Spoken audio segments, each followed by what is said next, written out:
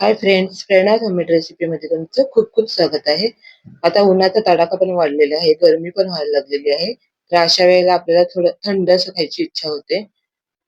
तर आज आपण फ्रूट कस्टर्ड कसं बनवायचं ते बघणार आहे आणि एकदम झटपट होतं. लहान मुलंच काय तर मोठी लोकं सुद्धा ही खूप आवडीने खातात. चला तर मग हे कसं बनवायचं ते बघू.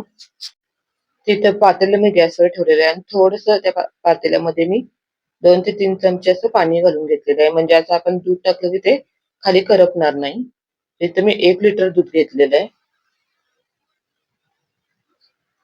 तुम्ही अर्धा लिटर दुधापासून सुद्धा हे कस्टर्ड बनवू शकता. तर आता हे गरम होईपर्यंत एक उकळी येईपर्यंत आपल्याला चांगल्यासारखं हलवत राहायचंय. एकसारखं हलवत राहायचंय ते. तुम्ही थोड्या-थोड्या वेळाने थांबून-थांबून हलवलं तरी पण हरकत नाही. आता आपल्याला ह्याला चांगली अशी उकळी आणून द्यायची आहे एक.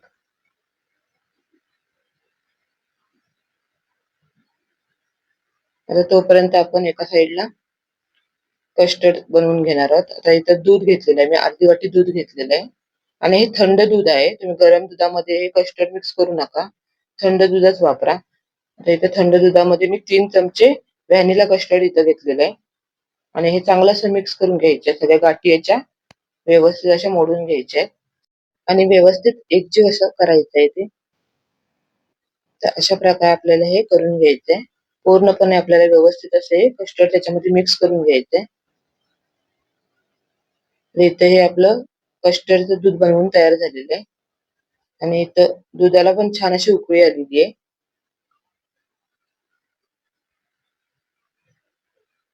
असं व्यवस्थित असं हलवून घ्यायचंय.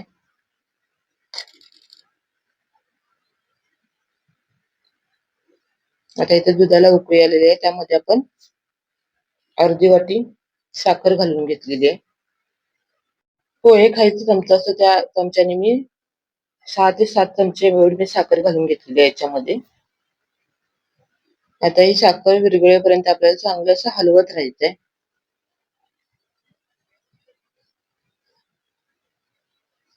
आणि आता साखर विरघळली की आपण त्याच्यामध्ये हे कस्टर्ड मिक्स करून घेणार आहे. त्याच्यामध्ये मिक्स करायच्या अगोदर आपण व्यवस्थित असं हलवून घ्यायचंय. कारण खाली असं तळाला ते घट्ट असं बसलेलं असतं. त्यामुळं आपल्याला हे व्यवस्थित असं हलवून घ्यायचंय. आणि थोडं-थोडं करून आपण हे मिक्स करून घ्यायचंय. एका हाताने असं घालायचं आणि एका हाताने असं हलवून घ्यायचंय. थोडं-थोडं घालून आपल्याला हे मिक्स करून घ्यायचंय. आणि कंटिन्यू आपल्याला हे हलवत राहायचंय, नाहीतर खाली तळाला लागतं ते.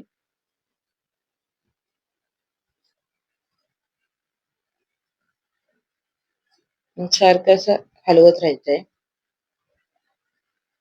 आणि हे 5 मिनिटं चांगलं असं कमी गॅसवरती आपल्याला हे कस्टर्ड चांगलं असं शिजू द्यायचंय. आता हे कस्टर्ड मिक्स केल्यामुळे आपल्या दुधाला थोडंसं असं दाटसरपणा येतो. थोडा दाटसरपणा येईपर्यंत आपल्याला चांगलं असं हलवून घ्यायचंय. तर इथे आपलं हे दूध थोडं असं दाटसर असं झालेलं आहे.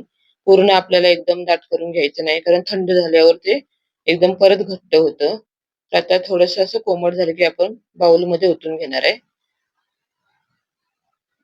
तर इथं हे ओतून घेतलेलं आहे आणि आता आपण हे थंड होण्यासाठी फ्रिजमध्ये ठेवून देणार आहोत. 1 तास आपण हे फ्रिजमध्ये ठेवून दिलेलं आहे. आणि इकडे आता आपण हे फ्रुट्स कट करून घेतलेले आहेत. इथं सफरचंद आहे, केळं, द्राक्ष आणि डाळिंब आहे. तर द्राक्ष स्वच्छ अशी धुवून घेतली आहे. थोड्या वेळ पाण्यात आपण ठेवली होती मीठ टाकून आणि त्याचे 2 भाग करून घेतलेले आहेत. आता इथे आपलं हे कस्टर्ड थंड झालेलं आहे. मग त्यामध्ये आता आपण हे फ्रुट्स सगळे घालून घेणार आहोत. आणि तुम्हाला जे आवडतील ते तुम्ही फ्रुट्स त्याच्यामध्ये घाला. पपई सुद्धा चालते त्याच्यामध्ये घातलं तरी. आता इथे हे कट केलेले सगळे फ्रुट्स आपण याच्यामध्ये घालून घेतलेले आहेत. आणि कस्टर्ड बनवताना ना डाळिंब घालायचं. डाळिंबामुळे तर टेस्ट इतकी छान येते ना आणि ते दिसायला पण खूप छान दिसतं. असं कलरिंग दिसतं. आता हे व्यवस्थित असं मिक्स करून घेणार आहोत आपण त्याच्यामध्ये आणि एकदम झटपट असं हे फ्रूट कस्टर्ड आपलं हे बनवून तयार होतं. आता रमजान वगैरे चालू झाले तर त्याच्यामध्ये सुद्धा हे खूप बनवलं जातं. आता परत आपण हे थोडा वेळ फ्रीज मध्ये ठेवून देणार आहोत. परत आपण हे 2 तास फ्रीज मध्ये असं ठेवून देणार आहोत. एकदम थंड झालं ना की हे खायला खूप छान लागतं. इथं आपलं हे पौष्टिक असं फ्रूट कस्टर्ड बनवून तयार झालेलं आहे आणि मुलं तर खूप आवडीने खातात. आणि आता हळू-हळू गरमीचे दिवस चालू झालेले आहे. तर तुम्ही हे नक्की फ्रूट कस्टर्ड बनवून बघा आणि कसे झाले हे कमेंट करून सांगायला विसरू नका. रेसिपी आवडली असल्यास नक्की लाईक करा, शेअर करा आणि चॅनलवरती नवीन असाल तर सबस्क्राईब करायला विसरू नका. तसेच बेल आयकॉन पण प्रेस करायला विसरू नका म्हणजे माझ्या नवीन-नवीन रेसिपी तुमच्यापर्यंत नक्की पोहोचतील. भेटू पुन्हा अशाच नवीन रेसिपींसोबत. तोपर्यंत टेक केअर. Bye bye.